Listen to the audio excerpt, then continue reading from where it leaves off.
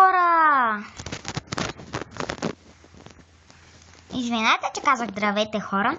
По принцип аз казвам... Аз съм? Да.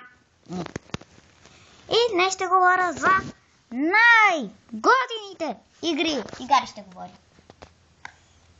Кажи за твоята най-готина игра.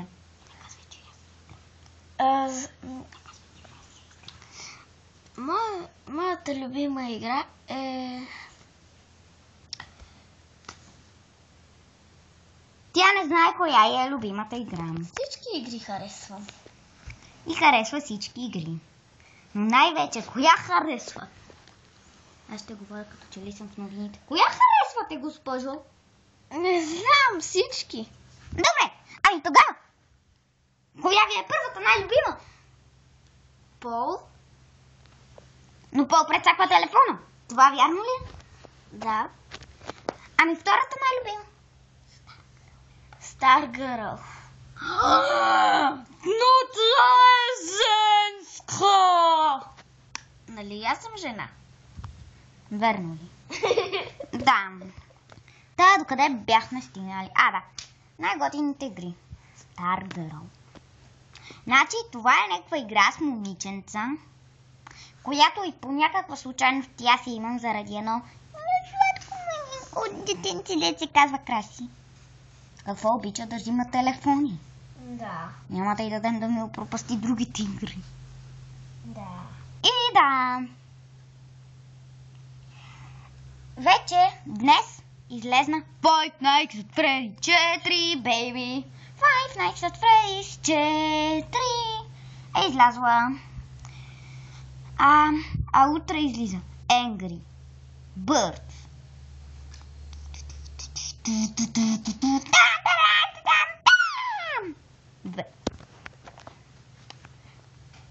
Трябва да играя, защото аз съм голям фен на Angry Birds. Вече съм си изтеглил Five Nights at Freddy's 4 и по-късно ще играя. Да не завиждате, ако нямате памет! Тарам!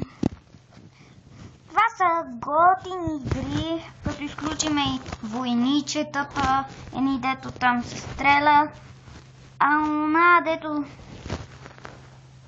Някаква подобна на GTA има. Не знам точно името, обаче е много интересно, защото в нея имате някакви оръжия и там трябва да хаквате системата на НАСА, за да ги спрете да викнат извънземни, да се стреляте там, обаче е много голема и не помна името.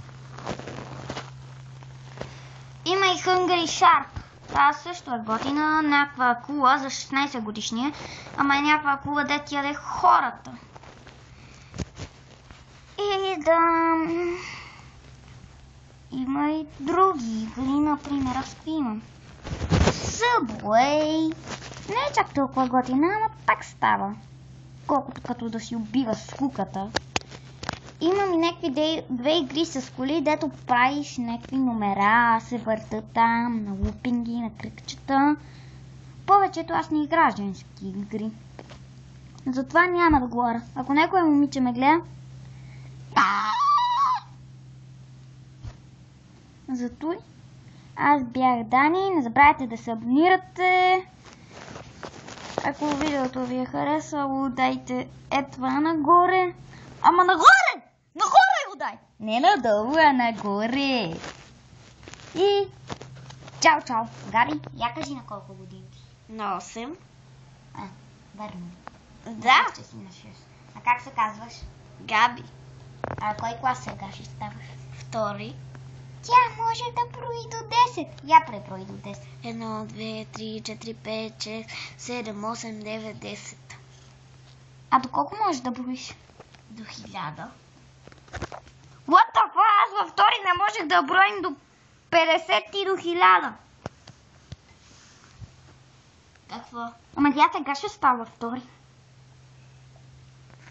Аз преди като бях малък, мислех, че броя от 1 до 100 и след 100 следва 1000. А тая във втори клас може да брои до... А Габи, ти вярваш ли в феята на зъбките? Ами... Не точно. Че не? Преди 2 дена казваше, че вярваш! Не те срам! Да, проучи го. Не съществува. А дядо Коледа съществува ли? Ти вярваш ли? Истината. Да. Аз да. Ами тя вярва в дядо Коледа. Ама по новините го даваха да идва със самолет. Да. Интервюто с Габи свърши, сега следва интервю с някой далеч по-красив, по-сладък и по-желано нещо от нея. Я кажи нещо. Тя мълчи. Има сценична треска. Кажи нещо да те чуя от зрителите. Мисля, че е стресирана, защото съм с обратна камера и се вижда в телефона. О, Пухандро! Пуха! Това е Пуха. Значи изложила се. Вижте клетката. Вижте, бе! Искате ли да ме видите колко съм бърз? Сега съм тук, а сега гледайте как ще тичам.